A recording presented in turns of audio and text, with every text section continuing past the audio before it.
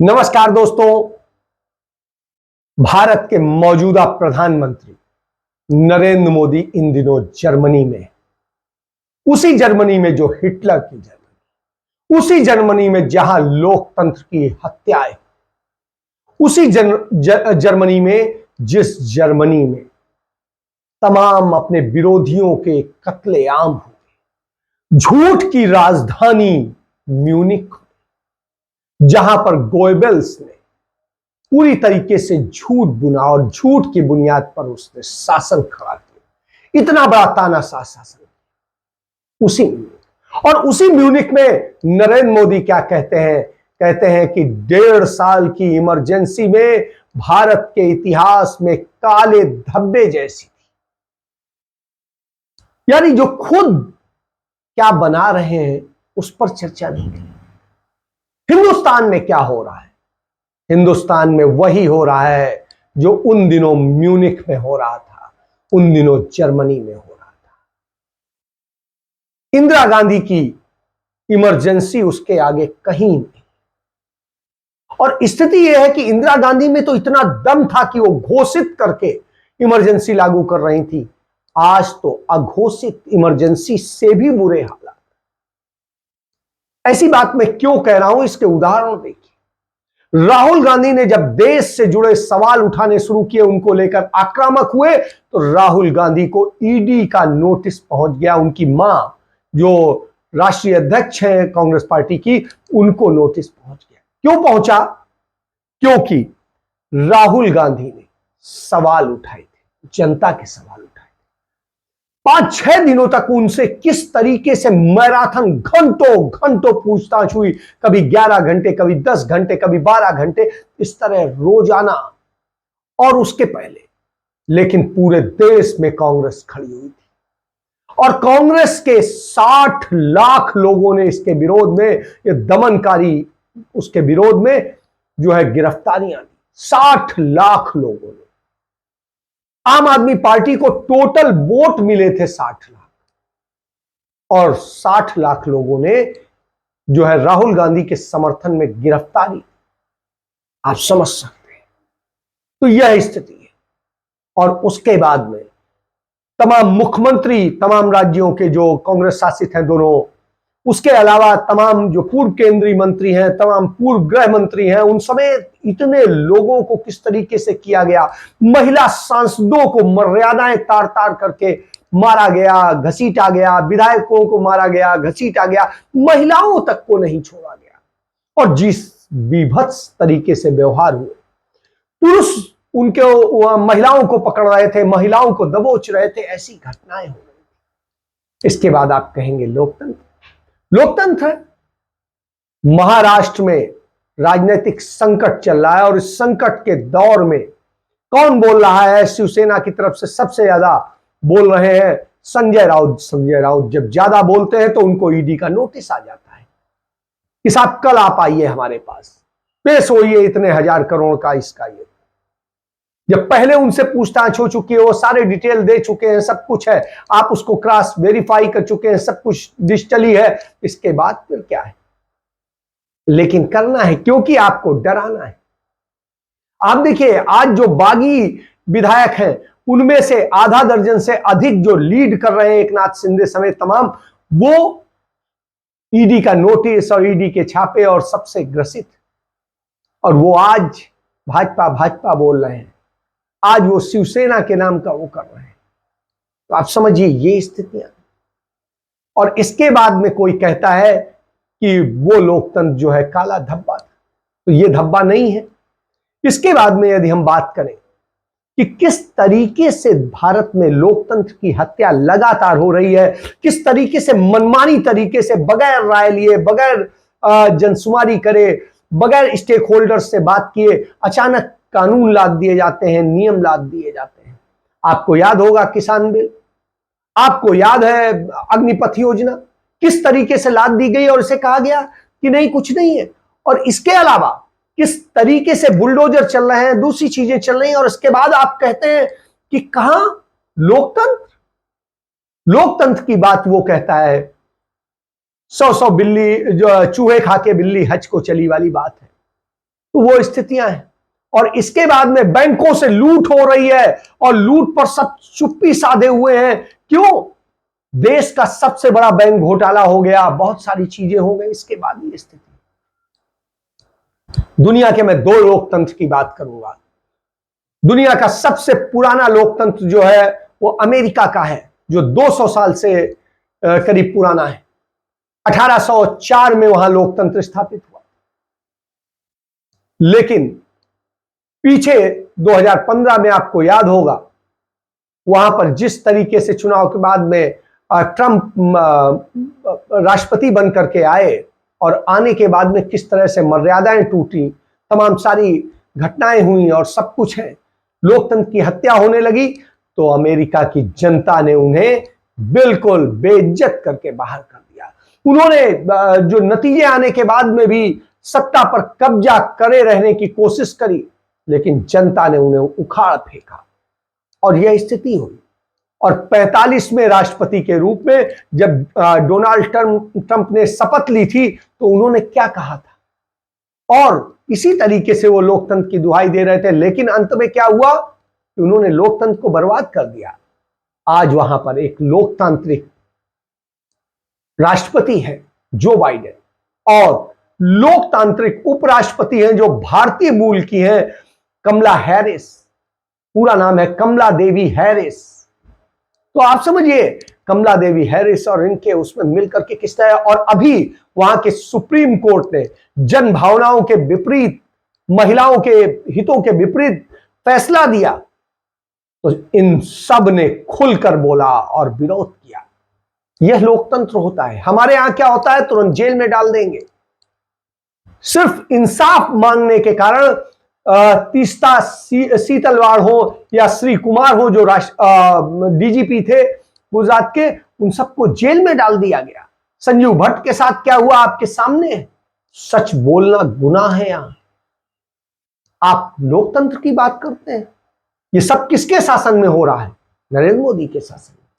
और आप उस इतिहास को दोहराते हैं कि कैसे और कैसे करना है। तो ये समझिए, अमेरिका विश्व का अगर सबसे पुराना लोकतंत्र है, तो भारत भी दुनिया का सबसे बड़ा संवैधानिक लोकतंत्र है। यह बात हमारे लिए गर्व का विषय है। अंग्रेजी हुकूमत के दौरान जब पहली बार कांग्रेस पार्टी के नेता बाल गंगाधर तिलक ने स्वराज मेरा जन्म सिद्ध अधिकार है का नारा दिया था, और मैं इसे लेकर रहूंगा, इस नारे के साथ लोकतंत्र की लड़ाई शुरू हुई थी। महात्मा गांधी ने 1920 में मेरा स्वराज भारत का जब संसदीय शासन की मांग की थी, तो इसको यह हुआ था जो वयस्क मताधिकार पर शामिल था। आप समझिए, कांग्रेस के अध्यक्ष के तौर पर 31 दिसंबर 1929 को पंडित जवाहरलाल नेहरू ने पूर्ण स्वराज का प्रस्ताव पारित किया था। क्या आप इसको भूल गए हैं? आप ये समझ लीजिए, 1935 में इसी लड़ाई का नतीजा था कि ब्रिटिश संसद ने मजबूरन भारत की प्रांतीय शासन व्यवस्था को लोकतांत्रिक विधि से बनाने की जो है पूरा वो पास किया था। और इन व्यवस्थाओं में कांग्रेस जब चुनाव हुआ, 1937 में चुनाव संपन्न हुए, तो केंद्रीय व्यवस्थापिका में कांग्रेस सबसे बड़े दल होने के साथ 8 राज्यों में सरकार बनाने में सफल हुई थी, और 6 राज्यों में कांग्रेस की हुकूमत के समर्थक दलों की सरकार बनी थी। और दूसरा विश्व युद्ध होने पर 1929 में भारतीय विधानमंडल की सहमत के बिना ही जब ब्रिटिश सरकार ने भारत को युद्ध में झोंक दिया, फिर उसी हिटलर के कारण, तो जब झोंक दिया तो देश में आपातकाल लगा दिया गया था। वो दिन आपको भूलेंगे, वो आपातकाल था। पंडित नेहरू की अगुवाई में कांग्रेस ने युद्ध के बाद भारत के पूर्ण स्वराज का नारा बुलंद किया। वायदा करने के बाद भी अंग्रेजी सरकार जब मुकर गई, तो विरोध में कांग्रेस ने 15 नवंबर 1939 को सभी प्रांतीय मंत्रिमंडलों से इस्तीफा दे दिया था। यहीं से भारत के लोकतंत्र की नींव पड़ती है। महात्मा गांधी ने अंग्रेजों भारत छोड़ो आंदोलन शुरू किया, और विषम परिस्थितियों में भारत आजाद हुआ। आजाद होने के बाद आप जान लीजिए, लोकतांत्रिक गणराज्य बनाने के लिए विश्व का सबसे बड़ा संविधान तैयार किया गया। यह भारत ने इतिहास रचा।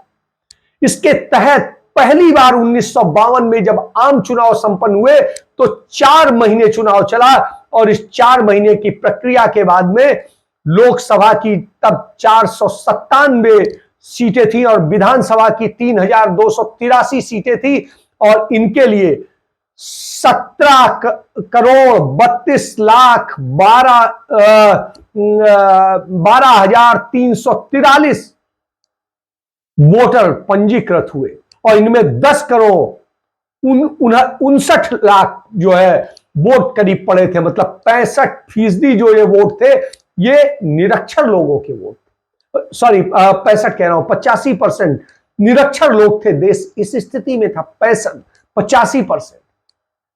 और कांग्रेस 401 सीटों पर हुए चुनाव में 44.99% यानी 45% भी नहीं मत पाकर के 364 सीटें जीतकर सबसे बड़ी पार्टी बनी थी।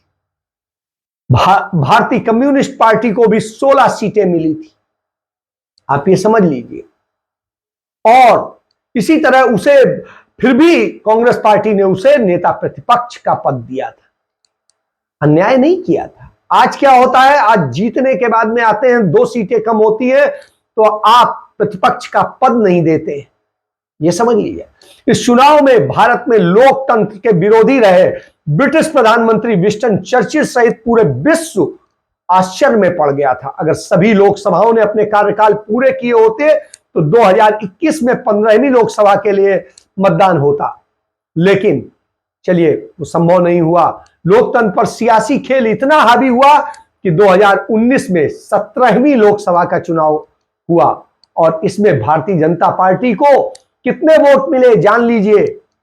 जो कहते हैं अपराजय हैं जाने क्या है, भारतीय जनता पार्टी ने जो सबसे अच्छा प्रदर्शन आज तक किया है वो 2019 में किया है और उस स्थिति में भी उसे वोट कितने मिले हैं, 37.43 37.43% वोट मिले। और कांग्रेस को कितने मिले थे अपने बुरे दौर में भी, जो वो दौर था जिस समय हम बात कर रहे हैं कि पहले चुनाव की, जिसमें उसमें भी उसे तकरीबन 45% वोट मिले थे। तो आप इस चीज को जान लीजिए कि आज भी भारतीय जनता पार्टी उस स्थिति में नहीं है। सबसे बड़ी जो पुरानी कांग्रेस पार्टी है उसको 19.51% वोट मिले जब वो सबसे बड़ा विपक्षी दल बनकर के संसद पहुंची, लेकिन उसे जो है अधिकृत विपक्ष का दर्जा नहीं दिया गया। साफ है कि 62% से अधिक मतदाताओं ने भारतीय जनता पार्टी को नहीं चुना है। सियासी गठजोड़ के कारण भले ही सरकार बन गई हो, भारत में यही लोकतंत्र की विडंबना है। और यहां हम 5वीं लोकसभा के चुनाव का और उसका जिक्र जरूर करेंगे। 5वीं लोकसभा का चुनाव 1971 में हुआ। चुनाव के बाद में जब कांग्रेस पार्टी जीत कर आती है और आने के बाद में वह पाकिस्तान के 2 टुकड़े कर देती है, सिक्किम को छीन करके भारत में मिला देती है और विश्व का नक्शा बदल देती है। इंदिरा गांधी के नेतृत्व में 43.68% वोट हासिल करके 352 सीटें कांग्रेस पार्टी ने पाई थी 1971 में। उसने किसी युद्ध को नहीं भुनाया था और क्योंकि तब तक कोई ऐसा हुआ ही नहीं था। इंदिरा गांधी के ही नेतृत्व में चीन को भी हराया गया, उस पर कोई चर्चा नहीं करता है। चीन से हम हारे इस पर चर्चा करते हैं, चीन को हमने हराया इस पर बात नहीं करते। तो इंदिरा गांधी के नेतृत्व में पाकिस्तान को भी 2 टुकड़े किया, चीन को भी हराया और सिक्किम को भी छीन के भारत में मिला लिया। यह इंदिरा गांधी की उपलब्धि थी। अमेरिका बौखला गया और बौखलाने के बाद में अमेरिका ने इंदिरा गांधी के खिलाफ कूटनीतिक और दूसरी तरीके से जिस तरीके से हमले शुरू किए और उसका नतीजा यह हुआ कि भारी जीत और विदेशी आंतरिक ताकतों को जो है खत्म करने के लिए मिलने के बावजूद जन समर्थन मिला था, लेकिन इसके बावजूद क्या स्थिति ऐसी हो गई कि इंदिरा गांधी को आपातकाल लगाना पड़ा। क्या यह लोकतंत्र का गला घोटकर तानाशाही स्थापित करने की तैयारी थी? जब हम इन सवालों का जवाब तलाशते हैं और नरेंद्र मोदी जो कहते हैं कि काला अध्याय है, इसी पर बात, काला धब्बा है, इसी पर बात करते हैं कि आखिर क्यों इंदिरा गांधी को आपातकाल लगाना पड़ा। तो आज यह जानिए कि इंदिरा गांधी को आपातकाल क्यों लगाना पड़ा। क्या यह लोकतंत्र का गला घोटकर तानाशाही स्थापित करने? तानाशाही तो नरेंद्र मोदी ने स्थापित कर रखी है। आज दो ही लोग चेहरे बताए जाते हैं देश में, मोदी शाह और उनके दो, अडानी और अंबानी।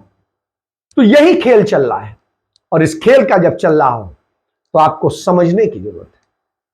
इन सवालों का जब तलाशते हैं तब जो सच सामने आएगा वो आपको चौंका देगा।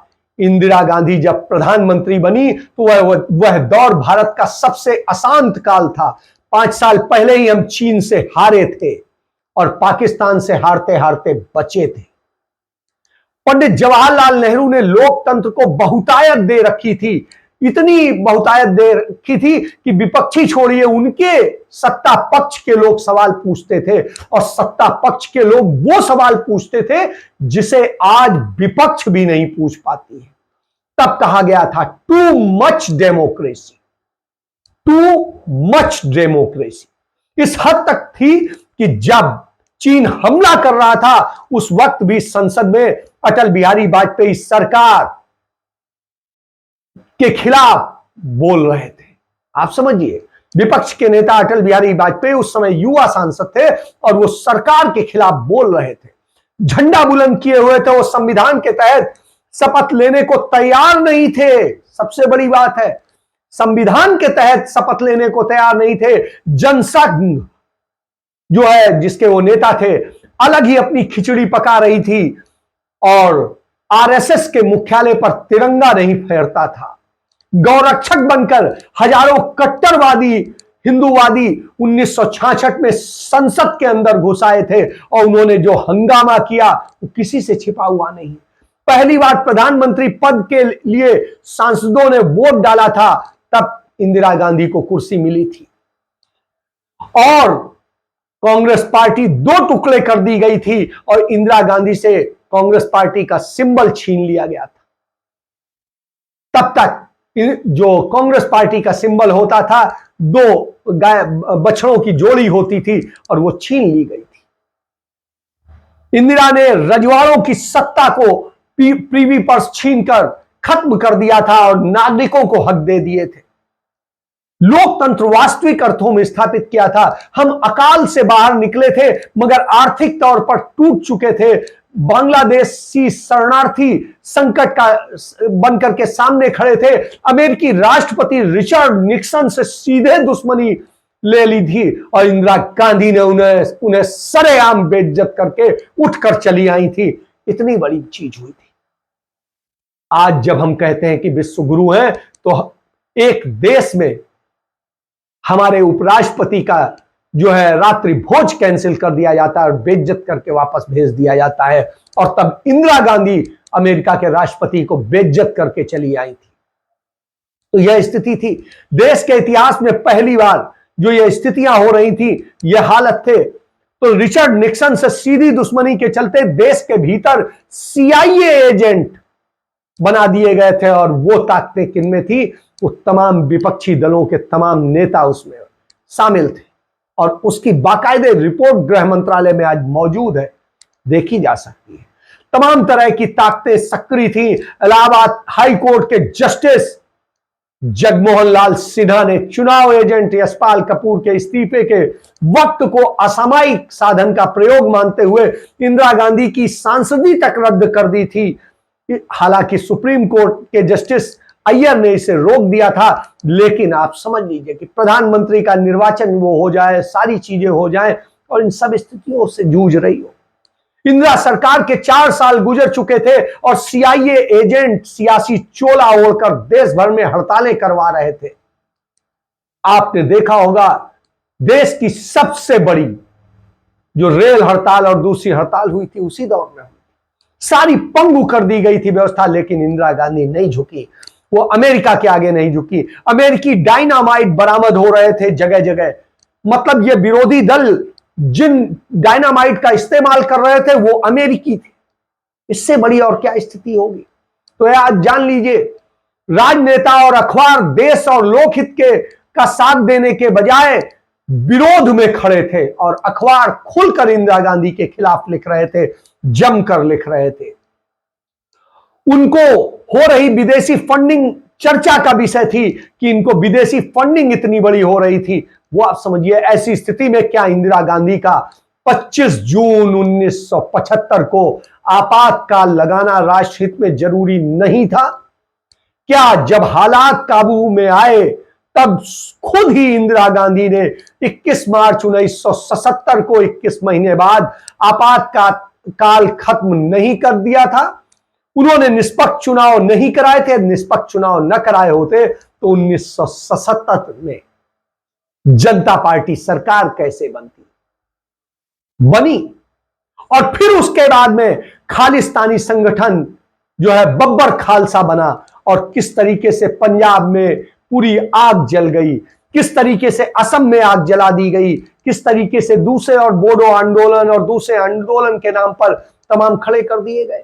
ये सब जनता पार्टी सरकार में हुआ। आप समझिए, इससे जान लीजिए कि मजबूरी थी आपातकाल लगाना उस वक्त, कोई और वजह नहीं थी। और लोकतंत्र को मजबूत करने के इस फैसले के चलते ही करारी हार का सामना करना पड़ा इंदिरा गांधी को, मगर उन्होंने लोकतंत्र से समझौता नहीं किया उसे स्थापित करने की। उन्होंने लोकतंत्र को खत्म करके अधिनायक शाही स्थापित नहीं की, बल्कि लोकतंत्र को उन्होंने टॉनिक पिलाया था।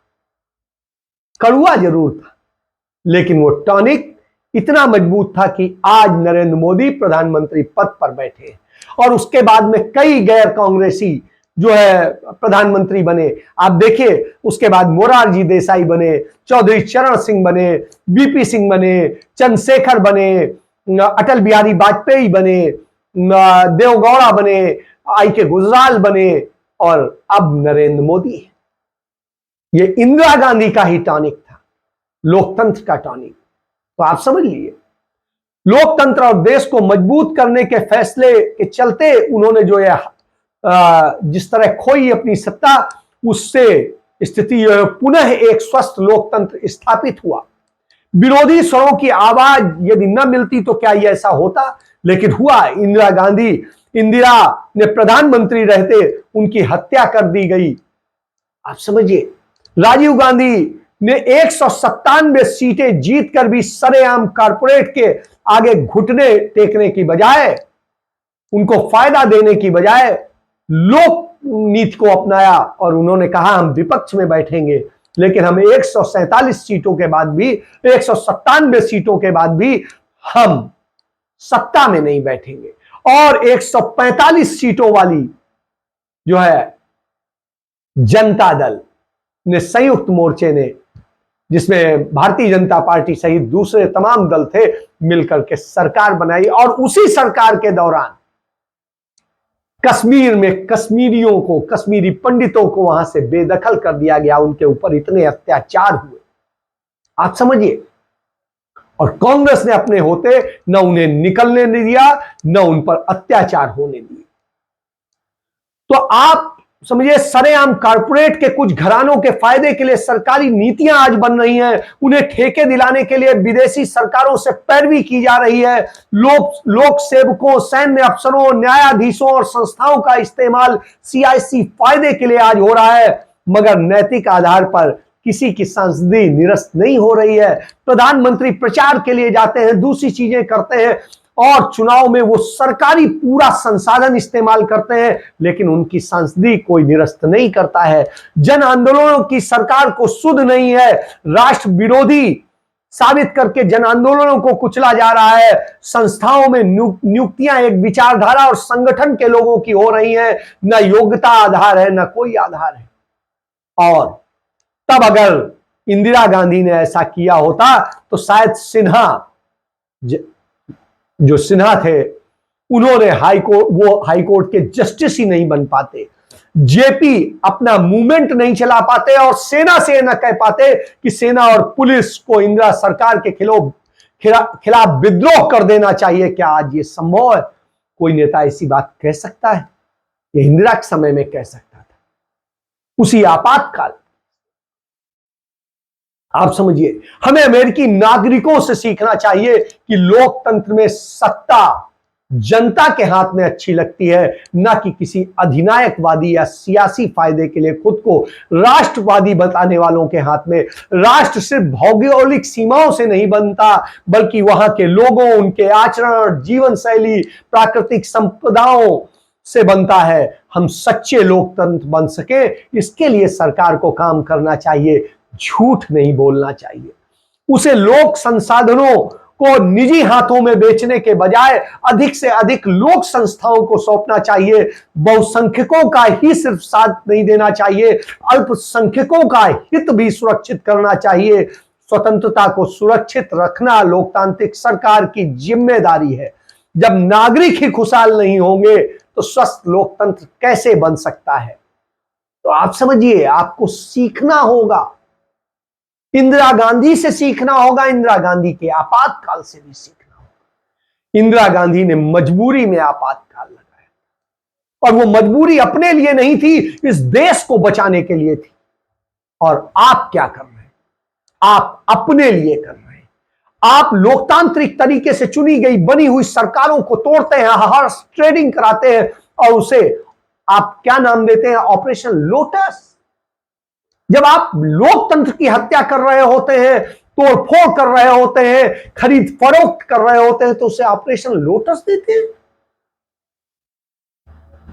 हॉर्स ट्रेडिंग होती है, और आप वो करके सरकार बनाते हैं, लोगों को डरा करके सरकार बनाते हैं, कभी ईडी से, कभी सीबीआई से, कभी सीडी के नाम पर, कभी अदालतों के नाम पर, कभी पुलिस के नाम पर, कभी दूसरी संस्थाओं के नाम पर। और सुप्रीम कोर्ट कांपती हुई, बिल्कुल जो है भीगी बिल्ली की तरह से दिखाई देता है, और सुप्रीम कोर्ट आप जो कहते हैं वो कर देता है।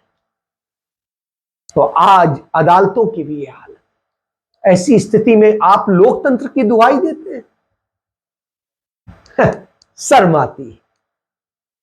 हम लोकतंत्र हैं, आप भी सोचिए, हम भी सोचेंगे, और ये पूरे देश को सोचना चाहिए। ये सोच पाएंगे तो ठीक, नहीं तो दुहाई देते रहिए, कहते रहिए कि आपातकाल काला धब्बा था। वास्तव में तो काला धब्बा मौजूदा सत्ता है। इसके साथ मैं चर्चा समाप्त करता हूं। जय हिंद, जय भारत, वंदे मातरम।